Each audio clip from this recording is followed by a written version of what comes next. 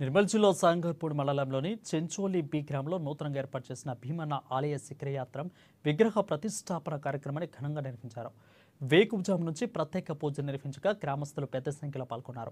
5 రోజుల పాటు జరిగిన ఈ ప్రతిష్టాపన మహోత్సవాలలో ఉదయం పూర్ణాహుతి హోమము, కుంభాభిషేకము, శాంతి కళ్యాణం వంటి కార్యక్రమాలను భక్తి శ్రద్ధల మధ్య జరిపారు. ఈ సందర్భంగా ఆదివాసీ నాయకు బోర్డు సేవా సంఘం నిర్మల్ జిల్లా అధ్యక్షులు శంకర్ మాట్లాడుతూ భీమన్నాలయాలకు ప్రభుత్వం తరపున ప్రత్యేక గుర్తింపిచ్చి అర్చకులను సమకూర్చాలని అన్నారు. అలాగే ధూపదీప నైవేద్యాల నిధులను ఇవ్వాలని కోరారు. భక్తులకు అనంతరం అన్నదాన ప్రసాద వితరణ చేశారు.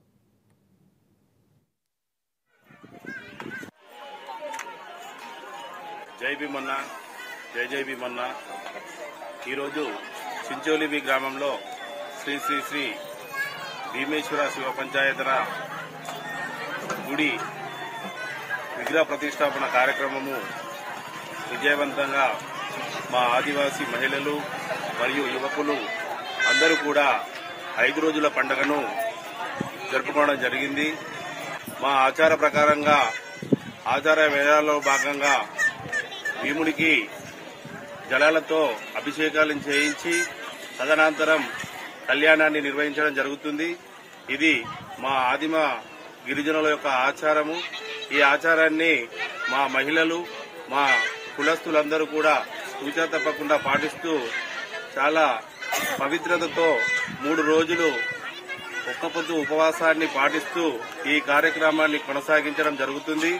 ఇది మాకు సనాతనం నుంచి, మా తరాల నుంచి వస్తున్నటువంటి ఆచారం.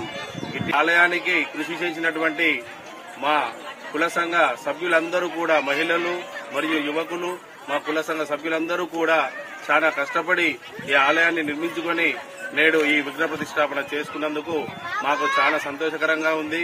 గవర్నమెంట్ వారు కూడా గుర్తించి ఈ ఆలయానికి ఎండోమెంట్ ద్వారా వస్తున్నటువంటి ఏవైనా ఉన్నటువంటి మిగతా ఫలాలు మాకు రావడం లేదు. దానిని గవర్నమెంట్ గుర్తించి ఆలయాలకు మాకు పురోహితులను గాని ఆలయాలు పోషించడానికి ధూపదీప నైవేద్యాల కింద మాకు ఫండింగ్ గాని